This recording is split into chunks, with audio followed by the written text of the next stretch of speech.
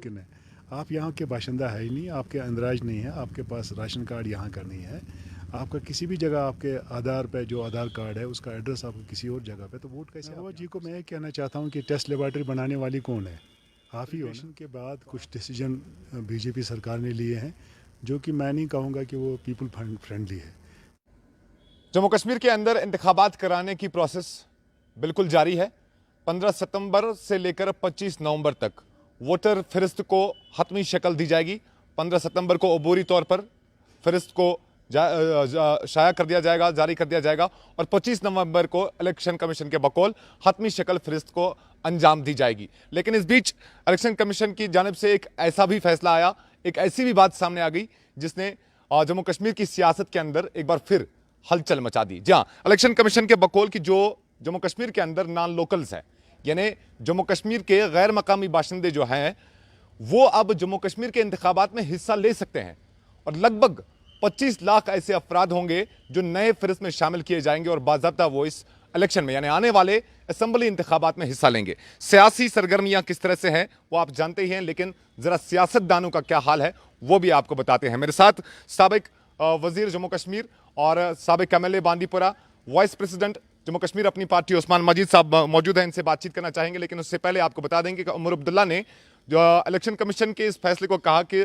BJP अपने आप को इनसिक्योर फील कर रही है जम्मू कश्मीर के अंदर, शायद इसलिए उन्हें बाहर से इंपोर्ट करके वोटर्स लाने पड़े अंदर। और महबूबा मुफ्ती की बात सुनवाए, अभी अभी महबूबा मुफ्ती प्रेस कॉन्फ्रेंस कर रही थी, उन्होंने कहा कि ये ताबूत में आखिरी कील के मानंद है ये फैसला।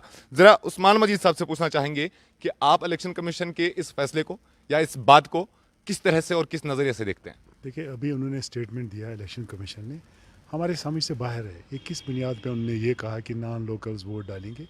देखिए, जब भी इलेक्शन होते हैं, चाहे वो नेशनल लेवल के हो या स्टेट लेवल के, वहाँ के बाशिंदे जाके वहाँ वोट डालते हैं और वोट में उनका हक है। किसी और रियासत से जाके कोई ऐसा वोट डालने का हक उसको नहीं है। आप कैसे इनका अंदाज यहाँ करोगे? किस तरीके से, क्या मैकेनिज़्म आपके पास है जहाँ आप इनको वोट दोगे? ये तो सरासर ज़्यादती है। इलेक्शन कमीशन को सोचना चाहिए, एक रोड मैप देना चाहिए इसके बारे में कि हम कैसे कर रहे हैं। ये होना नहीं चाहिए क्योंकि हक है यहाँ के जम्मू कश्मीर के बाशिंदों को। अभी तो इस पर डोमिसाइल की आपने बात की थी पिछले बार, डोमिसाइल भी इसमें ये भी समझ में नहीं, अभी इनको मिला भी नहीं है, तो इनको वोट का हक कैसे मिलेगा? इलेक्शन कमीशन ने इसमें ये कहा कि जिसके पास डोमिसाइल ना भी हो, वो यहाँ पे फिर शॉर्ट स्टे के लिए कश्मीर के अंदर रहा हो या लॉन्ग स्टे से वो यहाँ पे रहता हो, वो भी अब वोट डालने का हकदार होगा। कैसे? डोमिसाइल भी जरूरी नहीं। ये मैं समझ में नहीं आया, कैसे मुमकिन है? आप यहाँ के बाशिंदा है ही नहीं, आपके अंदराज नहीं है, आपके पास राशन कार्ड यहाँ का नहीं है, आपका किसी भी जगह आपके आधार पे जो आधार कार्ड है उसका एड्रेस आपको किसी और जगह पे, तो वोट कैसे आप यहाँ कर सकोगे?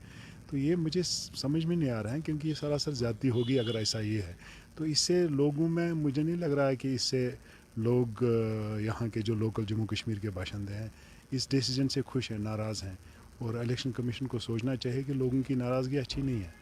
ये आप आइसोलेट न करें लोगों को इससे कि आप लोगों को, इनसे यहाँ के लोगों को हक छीन रहे, किसी और रियासत के बाशिंदे को हक दे रहे हो कि आप वोट करो, इनके तकदीर का फैसला आप करो। जबकि वो शॉर्ट स्टे 3 महीने या 6 महीने के लिए यहाँ रहता है, उसके बाद ही उसको यहाँ से निकल जाता है, अपने राज्य में जाता है, किसी और राज्य में जाता है। लेकिन इसका मतलब ये नहीं है, यहाँ के लोगों को हक है अपना नुमाइंदा चुनने का, जम्मू कश्मीर के लोगों को। इसमें आपने ये कहा कि जो बॉर्डर पर रहने वाले लोग हैं, चाहे सिक्योरिटी फोर्स है, उनको नहीं है, लेकिन पीस में जो है, जैसे यहाँ हमारे यहाँ फौज है, CRP है, BSF है, ITBP, कोई भी होम मिनिस्ट्री फोर्स है, उनको वोट देने का हक है। लेकिन मुझे नहीं लगता ये कहीं और हुआ है। किस बुनियाद पे आप जम्मू कश्मीर को लागू कर रहे हैं? अब इसी बात को महबूबा मुफ्ती PDP की सदर जो है प्रेस कॉन्फ्रेंस में अभी अभी उन्होंने कहा कि जम्मू कश्मीर टेस्ट लेबॉर्ट्री है, हर कोई टेस्ट जो है जम्मू कश्मीर के अंदर किया जाता है, तो इस बात का भी शायद टेस्ट किया जा रहा हो जम्मू कश्मीर के अंदर महबूबा मुफ्ती के बकौल। महबूबा जी को मैं कहना चाहता हूँ कि टेस्ट लेबॉर्ट्री बनाने वाली कौन है? आप ही हो ना। तो आप किस मुंह से आज बोलते हो? उस वक्त तो हर कोई आपको कहता है बीजेपी के साथ सरकार मत बनाइए। उन्होंने बीजेपी के साथ सरकार बनाई और रास्ता खोला, सब कुछ दिया, उनके हाथ में किया। उनको तो कंधे पे लेके मुफ्ती साहब और महबूबा जी लेके आई बीजेपी को यहाँ, और जो खमियाजा आज भुगतना पड़ रहा है उसका, जो कुछ आज आपके सामने है, उसके लिए तो वो जिम्मेदार है। मुझे नहीं लग रहा है इनको ये ऐसा शोभा देता है कि वो इस दिशा में ऐसे बात करें कि ये टेस्ट लेबॉर्ट्री बनाई। तो आपने ही तो की, उस वक्त तो बड़ी तारीफ़ें आप बीजेपी की कर रही थी। आप तो कह रहे थे विजन है, वाजपेयी जी या मोदी जी के बारे में बोल रहे थे, विजन है उनका। आप तो पुराने वालों को तो ये कह रहे थे उनके पास विजन नहीं है, उन्होंने कुछ नहीं किया, तबाही की, बर्बादी की। लेकिन हम उस वक्त भी आपको बोल रहे थे आप सोच सोच के समझ समझ के और तोल तोल के बोलिए। तो आज वो अपनी बात को ही कंट्रडिक्ट कर रहा है। कैसे इन बातों पे हम इतना इतना ट्रस्ट करें? एक बार फिर कहती हैं महबूबा मुफ्ती जी के इत्तेहाद में आना चाहिए सभी पार्टीज़ को, रीजनल पार्टीज़ को, एक बार फिर मुत्तहिद होना चाहिए, हम लड़ेंगे इसके खिलाफ, ये सही फैसला नहीं है।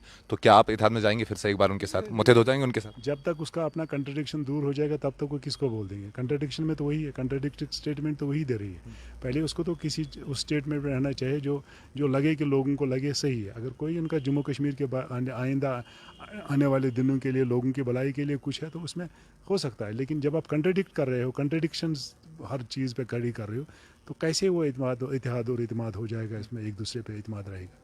चलिए, तमाम रीजनल पार्टीज़ का ये मानना है, खुसूसन जो पीएचडी में पार्टीज़ हैं उनका ये मानना है कि ये खास पार्टी को फ़ायदा पहुंचाने के लिए किया जा रहा है। साफ तौर पर कह रहे हैं कि बीजेपी को फ़ायदा पहुंचाने के लिए ये फैसला किया जा रहा है।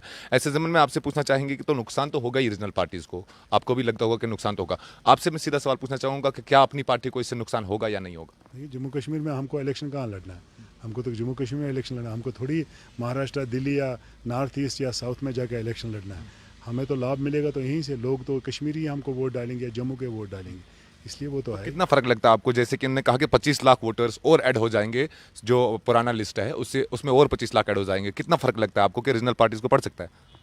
आगे आने वाले दिनों में ऑलरेडी आप जानते हैं ये डिलिमिटेशन जो हुई है हाल ही में, उसमें भी आप जानते हैं कि किस तरह का कटौती की गई है, इधर उधर किया गया है, काट छांट किया गया है, और फिर ये फैसला मजीद वोटर्स मतलब यहाँ पे आना और या मजीद वोटर्स को ऐड करना, आपको क्या लगता है कि पार्टी को कितना नुकसान हो सकता है? एब्रिगेशन के बाद कुछ डिसीजन बीजेपी सरकार ने लिए हैं जो कि मैं नहीं कहूँगा कि वो पीपल फ्रेंडली है, और ये डिसीजन भी ऐसे ही जा रहे हैं। इससे मुझे लग रहा है इनको रोक लगानी चाहिए इन डिसीजन को लेने में।